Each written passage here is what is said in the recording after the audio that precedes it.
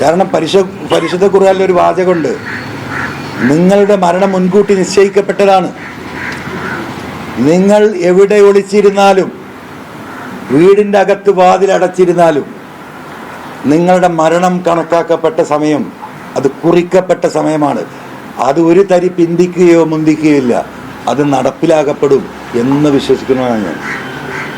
അതുകൊണ്ട് ആ മരണത്തെ ഞാൻ ഭയപ്പെടുന്നില്ല. ഞാൻ എൻ്റെ ജീവൻ നിലമ്പൂരിലെ ഈ പറയപ്പെടുന്ന പാവപ്പെട്ട ജനങ്ങൾക്ക് വേണ്ടിയിട്ട് ഞാൻ സമർപ്പിക്കുകയാണ്. ഈ പറയുന്ന താല്പര്യക്കാരായ നേതാക്കളുടെ താല്പര്യത്തിന് വേണ്ടാണോ? അതാണോ രാഷ്ട്രീയം? അതല്ല.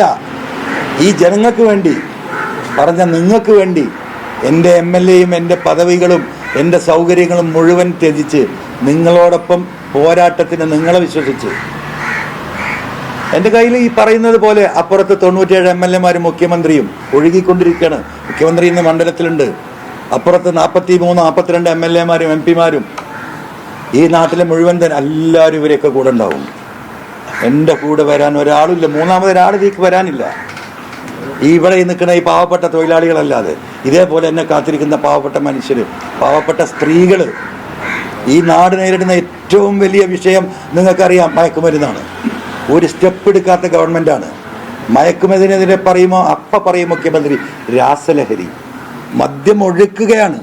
മദ്യഷാപ്പുകൾ ആരംഭിച്ചുകൊണ്ടേയിരിക്കുന്നു.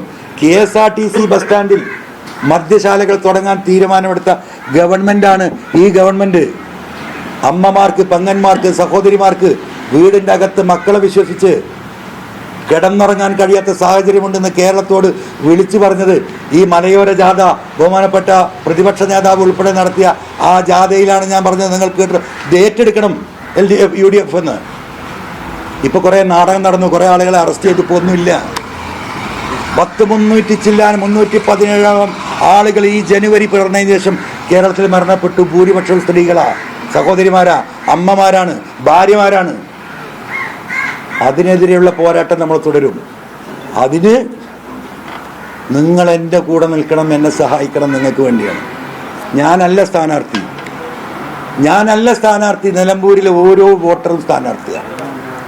അതുകൊണ്ട് ഈ തിരഞ്ഞെടുപ്പ് കേരളത്തിലെ പാവപ്പെട്ട ഈ പീഡനങ്ങൾ അനുഭവിച്ചു കൊണ്ടിരിക്കുന്ന മലയോര കർഷകർ ഉൾപ്പെടെയുള്ള എല്ലാ തൊഴിലാളി വിഭാഗത്തിനും സാധാരണക്കാരായ കർഷകർക്കും സമർപ്പിക്കുന്നതോടൊപ്പം രാജ്യത്ത് ഈ പെഹൽഗാമിൽ പാകിസ്ഥാനെതിരെ പോരാടി ഈ നാടിനെ രക്ഷപ്പെടുത്തിയ ധീര ജവാന്മാർക്ക് അഭിവാദ്യങ്ങൾ അർപ്പിച്ചുകൊണ്ടും അതോടൊപ്പം ഈ ഇന്ത്യയിലെ അതിന് പിന്തുണ നൽകിയ മുഴുവൻ ജനങ്ങൾക്കും ഈ ഗവൺമെൻറ്റിനും കേന്ദ്ര ഗവൺമെൻറ്റിനും പിന്തുണ നൽകിക്കൊണ്ടും ഇനിയും ഇത്തരത്തിലുള്ള ഭീഷണികൾ നേരിടാൻ കേരളത്തിലെ ജനങ്ങൾ നാട്ടിൽ ഒന്നായി നിന്നുകൊണ്ട് അകത്ത ഭവിഷ്യത്തിനെയും പുറത്തെ ഭവിഷ്യത്തിനെയും നേരിടാൻ നിങ്ങളോടൊപ്പം ഞാനുണ്ടാകും.